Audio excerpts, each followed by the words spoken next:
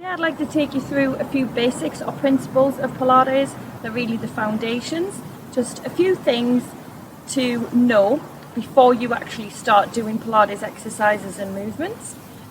So Pilates is very much focused on your posture, and every single exercise we do, we're using the core muscles. So deep abdominal muscles, not the six-pack. I haven't got one of those.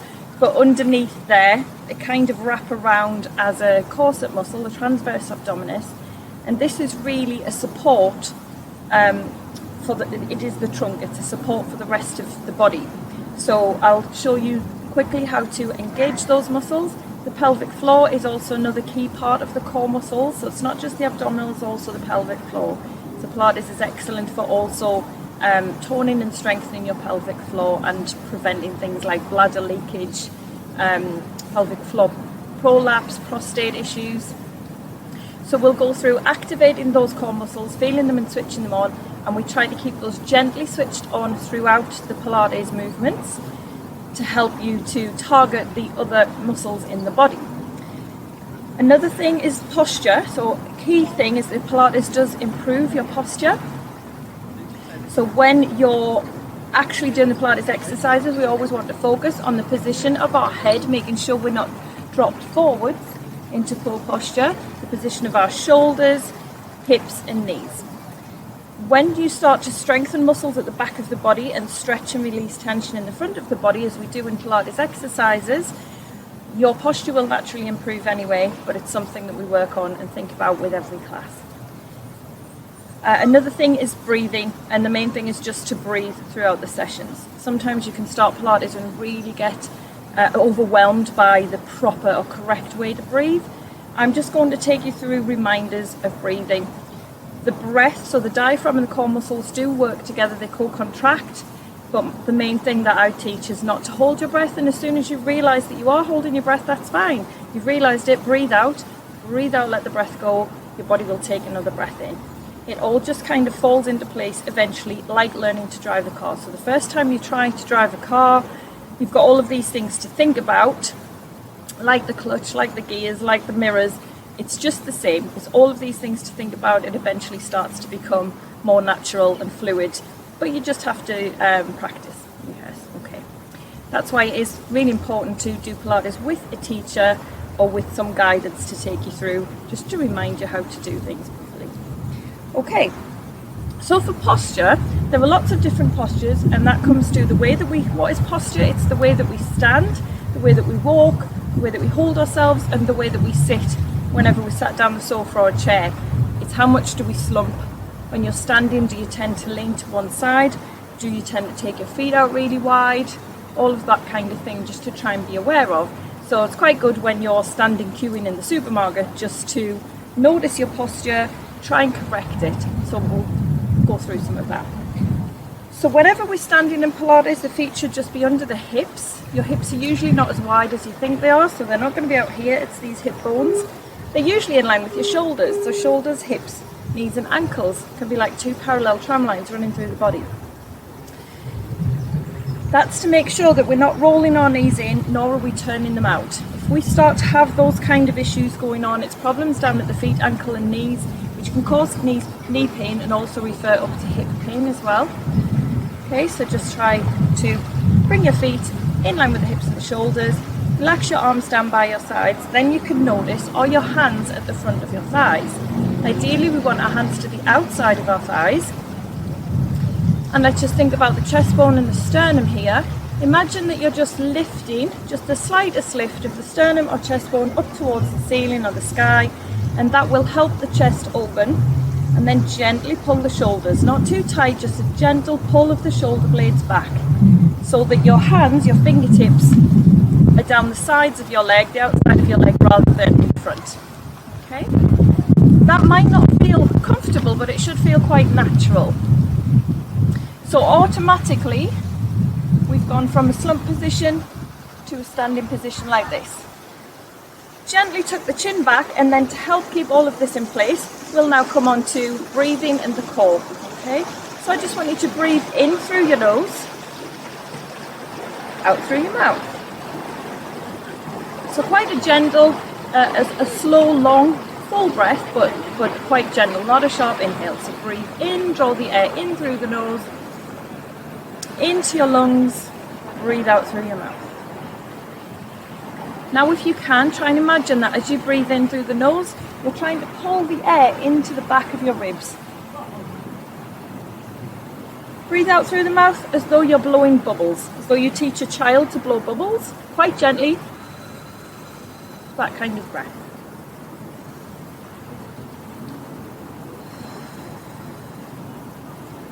Try to keep that breath going, breathing in, expanding the rib cage, expanding the lungs, breathing out just through the mouth.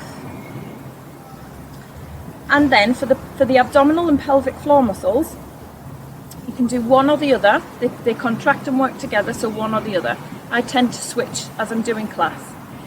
So for the transverse abdominis muscles, the deep abdominals, you can imagine that you're wearing a corset, even the men. Pilates time is corset time. It is a built-in corset. So imagine you're wearing a corset and it's being pulled around the back and someone's lacing up or zipping up around the back. So as though you're pulling in the belly button and just above. And these waist muscles here too. If you can't feel that, you might like to think about, you could hold your waistband away from your tummy, let your tummy relax and feel that, and then try and pull your tummy in, creating some space between your tummy and the waistband of your trousers. Then you can just let the waistband go and keep gently trying to pull your belly button in as the waistband comes in. And you should feel that. You should feel muscles all around here contracting.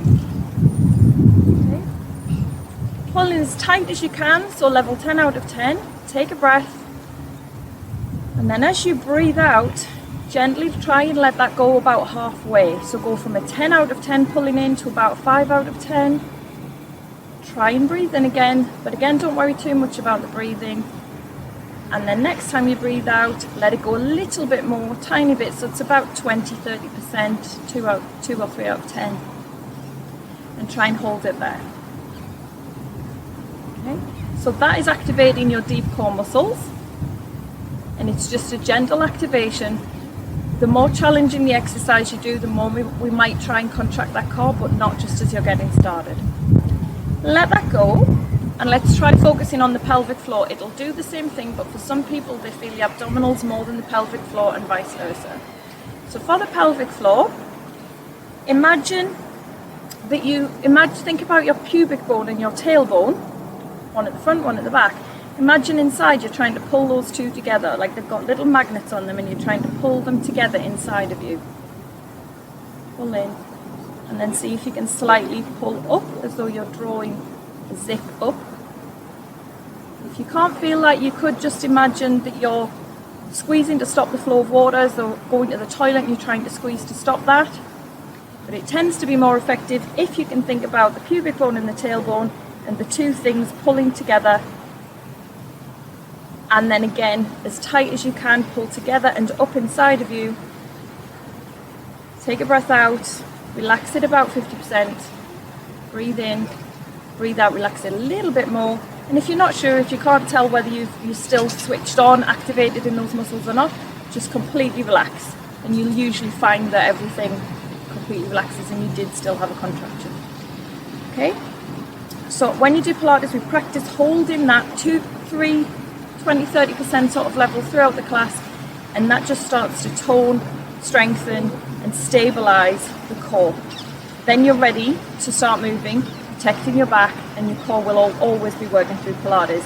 That's really important for healthy hips and a healthy back, good strong back.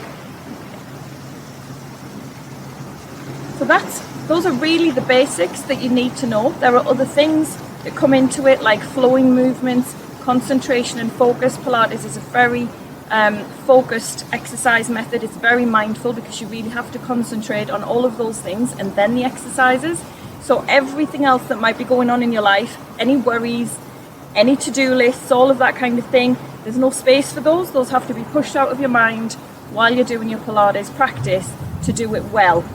Some of the movements in Pilates you could do without engaging the core, without keeping your alignment through your posture, but you won't be doing them very effectively. You won't be targeting the correct muscles, and it's easy when you do them wrong, whereas when you do it with the core stabilized and the joints in the correct place, you're supporting your joints, keeping them safe and strengthened, and getting much more out of the exercise.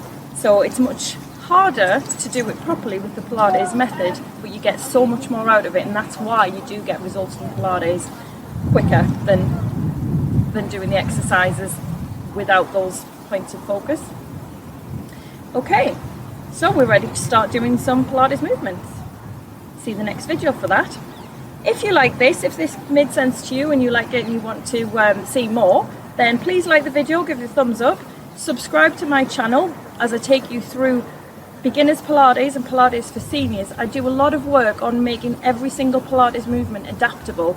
So for those who might be struggling with arthritis, have problems with knees and hips and back, and maybe can't get into all of the traditional or more challenging positions, don't worry, I can adapt every single exercise to suit everyone. So that's what my channel is about, is making Pilates accessible to everyone. We'll do standard variations, standing variations, seated variations as well. Everybody should be able to do Pilates and it will benefit everybody. So please subscribe if you want to see more. If you would like to actually do classes with me, I do classes online on Zoom when the weather's good. We do it from locations like this, outside on the roof of a boat with all of the wildlife and the boats passing by, and it's, you know, the natural sounds of the water and the wildlife, and it is really, really lovely, extra special and great for well-being. So you can visit the website www.perfectlypilates.co.uk, and you can follow us on Instagram and Facebook as Perfectly Pilates UK. Okay, thanks for watching. See you in the next video.